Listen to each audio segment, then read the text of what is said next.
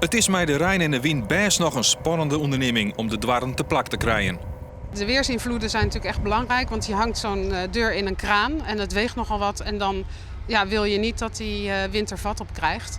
Dus dat is best wel even een risico. De operatie rint van de medium flink tal uren vertraging op, maar het slag het uiteindelijk. De Lorenz-sluizen binnen dit hier 83 jaar oud en grut onderhoud is daarom hut nodig. Dat doe je 1 keer in de 25 tot 40 jaar, omdat de deuren echt even helemaal opgefrist moesten worden en gerenoveerd.